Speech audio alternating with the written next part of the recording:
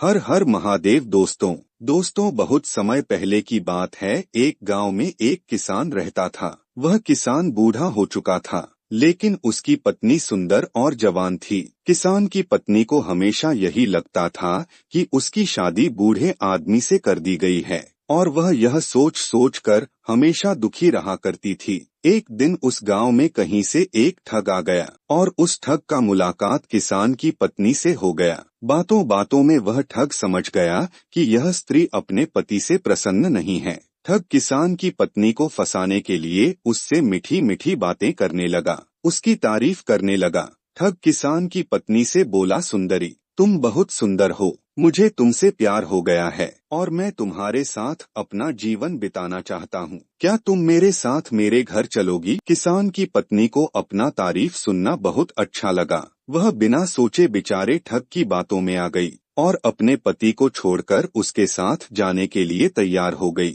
दोनों ने मिलकर भागने के लिए समय तय कर लिया। तब ठग ने कहा, सुंदरी, तुम्हारा पति तो बूढ़ा हो गया, वह इतने सारे धन को क्या करेगा? तुम ऐसा करो, जो कुछ भी धन तुम्हारे घर में रखा है वह सारे धन और जेवर तुम अपने साथ रख लो, क्योंकि भविष्य में यह बहुत काम आएगा। स्त्री उस ठग की बातों में तो पहले से ही आ चुकी थी। किसान की पत्नी ने उस ठग के कहे अनुसार घर में जो कुछ भी धन रखा था वह सारा धन और जेवर भी अपने पास रख लिए, और रात्रि में जब उसका पति और पूरा गांव के लोग सो रहा था, उसी समय वह ठग के साथ घर से भाग गई। सुबह होते होते वे दोनों गांव से बहुत दूर निकल गए।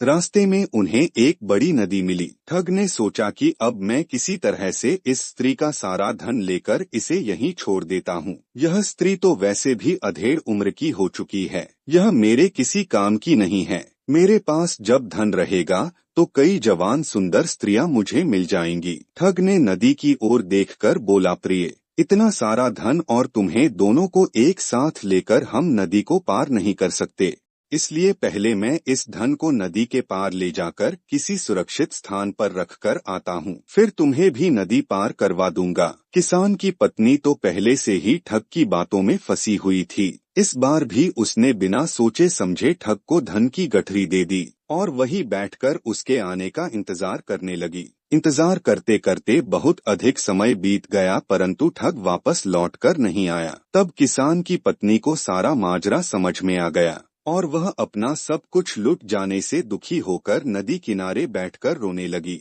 उसी समय एक गीदड़ी मुंह में मांस का टुकड़ा लेकर स्त्री के सामने से गुजर रही थी। गीदड़ी को नदी में एक बड़ी सी मछली दिखाई दी। गीदड़ी ने मछली पकड़ने के लिए उस पर झपट्टा मारा। तभी मछली उछलकर नदी में दूर चली गई और गीदड़ी के मुंह में रखा हुआ मांस का जो टुकड़ा था वह भी नदी में गिर गया और तेज धार में बह गया। यह देखकर किसान की पत्नी गीदड़ी से बोली, अरे तू तो बड़ी मूर्ख है। अपनी मूर्खता के कारण मांस के टुकड़े और मछली दोनों से हाथ धो बैठी। किसान की पत्नी की बात सुनकर गीदड़ी ने जवाब दिया, अरे मूर्ख स्त्री, तू तो मुझसे भी ज्यादा बेवकूफ है, जो अपने प्रेमी के लिए अपने पति को छोड़कर आ गई और वो तेरी सारी धन दौलत लेकर तुझे अकेला छोड़कर चला गया। तू तो ना घर की रही ना घाट की। दोस्तों, कभी भी हमें अपनों को छोड़कर दूसरे पर पूर्ण रूप से भरोसा नहीं करना चाहिए। चाहे जैसा भी हो, भी अपना तो अपना ही होता है। इसलिए छोटी मोटी बातों को लेकर अपनों को कभी धोखा नहीं देना चाहिए, अन्यथा इंसान कहीं का नहीं रहता है। दोस्तों, आप लोग को यह रोचक कहानी कैसी लगी कमेंट बॉक्स में जरूर बताएं। मिलते हैं एक और नई रोचक कहानी के साथ, तब तक के लिए जय श्री राम, जय जय श्री राम।